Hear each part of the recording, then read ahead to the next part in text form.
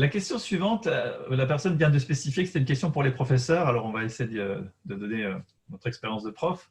Je suis une enseignante FLE adulte. Pour le moment, plusieurs de mes étudiants sont comme ce monsieur Albert. Ils ne sont pas proches de la technologie et ils trouvent cela très difficile. Maintenant, nous devons donner nos cours virtuellement et ils ne peuvent même pas accéder à un email. De même, il y en a qui n'ont pas les outils ou Internet pour travailler. Que puis-je faire avec ces cas, étant donné que ces types d'élèves sont très dévoués dans les cours en face à face? On a eu quelques cas de gens qui ont pas d'ordinateur ou ont juste un téléphone portable ou d'autres qui n'avaient jamais utilisé Zoom. Alors, c'est une période d'adaptation. On a pris, nous, une semaine là, pour installer un certain rythme. Les gens se sont téléphonés. Il y en a qui ont emprunté des appareils électroniques. Alors, on vit pas, en tout cas dans mon expérience actuelle, on ne vit pas une grande difficulté au point de vue technologique. On a réussi à, comme on dit chez nous, à bien s'accommoder. Alors, peut-être que je pourrais laisser la parole à Virginie ou d'autres collègues là, qui pourraient nous en dire davantage. En plus, j'ai pas connu trop ce problème parce qu'on est quand même dans un milieu privilégié. Mais je sais que certains enfants dans les classes supérieures, voilà, qui vivent à plusieurs, ont des difficultés pour s'appareiller. Donc effectivement, les solutions autres ont été trouvées de faire des cours individuels par téléphone.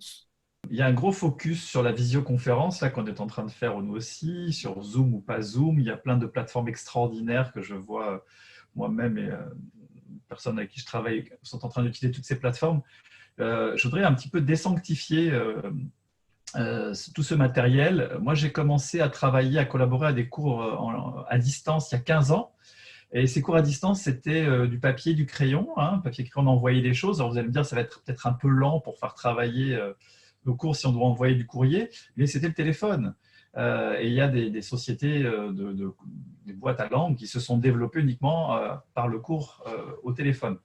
Donc, ça, c'est possible. J'ai envie de dire, le plus important, c'est les contenus. Et en amont des contenus, c'est les interactions. Donc, si on peut créer de l'interaction par le téléphone, si on peut créer de l'interaction par le mail, l'email, c'est quand même plus rapide que le courrier, c'est déjà gagnant et je pense qu'il ne faut pas trop paniquer avec la technologie. Vous avez vu, quand on a démarré notre webinaire aujourd'hui, on était juste à peine réglé aussi. Ce n'est pas le plus crucial. Le plus crucial, c'est en fond, c'est ce qui va passer parce que c'est ça qui va nourrir la motivation et avec la motivation, l'apprentissage, j'ai envie de dire. J'espère que ça donne des éléments de réponse à la personne qui a posé cette question. La question numéro 5. J'enseigne au lycée, mais on nous demande de faire passer l'histoire en français en 30-40 minutes max au lieu d'une heure. Problème de temps de présentation qu'on peut transformer en pilule vidéo, en préparation par les élèves de pages du livre. Mais comme le disent les messages précédents, faire intervenir tous les élèves pour contrôler dans quel rapport ils sont avec la leçon prend du temps. Je contrôle avec questions de compréhension écrite, mais les collègues demandent de ne pas le faire toutes les semaines. Comment faire pour organiser efficacement ce bazar? Alors, cette question numéro 5, je pense qu'elle est vraiment cruciale. Moi, je l'avais notée dès le départ. C'est la question du suivi, la question du monitoring. Quand on fait de l'ingénierie de formation, c'est la clé de tout dispositif. La capacité du dispositif à observer les apprenants dans le processus d'apprentissage et pas simplement se contenter d'aller évaluer à la fin, là, pas faire passer l'examen. Virginie, tu as le plus d'ancienneté par rapport au confinement. Est-ce que tu peux dire quelque chose par rapport à ça? Ou tes collègues, qu'est-ce qu'ils ont mis en place? Moi, je prône vraiment le monitoring à fond. Il vaut mieux moins enseigner, mais s'assurer de pouvoir observer ce qui est en train d'être fait. Mais bon, Alors, je laisse la parole. voilà ce que les collègues du secondaire, parce que cet enseignant il est du secondaire, ont mis en place, c'est systématiquement, les enfants envoient des captures d'écran de leur travail et s'il y a besoin, il y a un coup de fil qui est passé aussitôt pour remédier, pour répondre à toute question ou tout problème. Et ensuite, ils ont mis en place des évaluations. Voilà, le bac blanc s'est passé en Zoom. C'est une question et une remarque. Moi, je salue la personne qui a écrit ça de l'effort qui est fait pour suivre les apprenants. Alors, là, on parle de petits tests avec des QCM. Comment dire, faire une séance Zoom à 20, c'est assez rapidement le brouhaha, on s'entend bien là-dessus. Maintenant, faire peut-être un rendez-vous hebdomadaire ou bi-hebdomadaire ou peut-être 5 minutes d'un début de cours en ligne avec tout le monde pour s'assurer que chacun T'en es où? T'as fait quoi? T'as pu faire le travail? Tu l'as pas fait? Bon, ça arrive, t'inquiète pas, c'est pas grave. Quelqu'un peut l'aider. À les inviter à faire des petits tours. En tout cas, je crois que sortir de cette idée d'évaluation avec une note et des cases à cocher, mais avoir dans l'idée qu'il faut absolument que montrer aux apprenants, que ce soit des adultes ou des enfants, qu'on est avec eux, qu'on les accompagne et pas juste qu'on leur donne du travail à faire et puis débrouillez-vous, je crois que c'est crucial. Bonjour, cela m'intéresserait beaucoup d'avoir des informations sur l'évaluation à distance qui doit se faire uniquement verbalement dans notre pays pour tous les niveaux de l'école de langue et pour chaque activité. Ok, donc production orale, production écrite, réception orale, réception écrite. L'évaluation à distance doit être faite verbalement. Comment aider les enseignants au niveau méthodologique à produire des consignes et des modes d'évaluation qui soient motivants et pas normatifs, comme des notes? Merci si vous pouvez éclairer ma lanterne avec quelques exemples concrets. Peut-être Steve, tu aurais quelque chose à dire là-dessus? Je dirais qu'il faudrait peut-être à la limite s'initier à l'Oral Proficiency Interview, le test d'entretien oral. C'est ce qu'on utilise dans le cadre de l'approche neurolinguistique.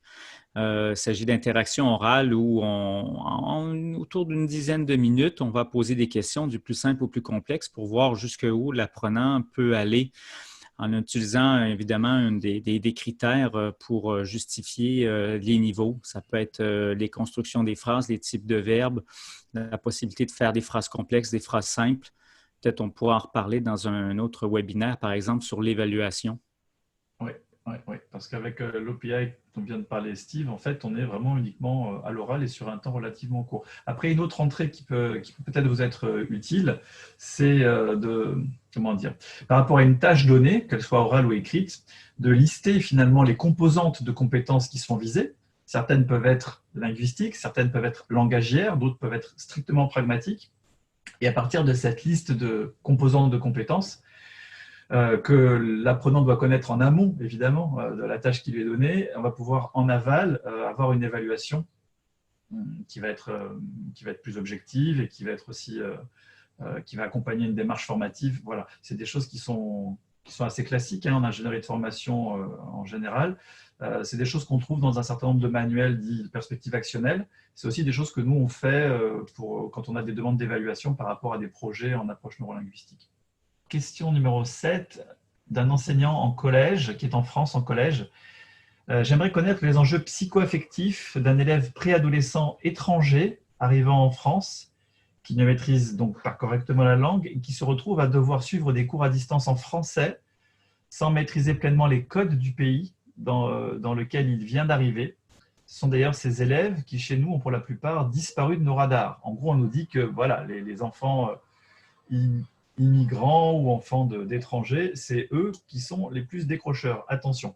Alors, que peut-on mettre en place pour ces élèves et les aider? Peut-être on peut garder cette question-là pour notre webinaire qu'on veut présenter sur les élèves en difficulté, Olivier, ou analphabètes. Oui, et puis on avait aussi en prévision un webinaire sur ce domaine des immigrants, apprenants ou ados ou enfants, parce que c'est un espace dans lequel nous on travaille, Steve notamment au Québec, parce qu'on a une autre question, quel impact du confinement sur les ados migrants arrivant seuls en France? Sont-ils des enfants pissenlits? Sont-ils des enfants fragiles? Écoutez, je crois qu'on a largement dépassé le temps, puis j'admire votre patience, la plupart vous êtes tous là. Je propose qu'on garde cette question ultérieurement et qu'on ouvre une autre petite fenêtre Zoom sur cet univers des immigrants dans le contexte du confinement qui est le nôtre aujourd'hui. Tout à fait.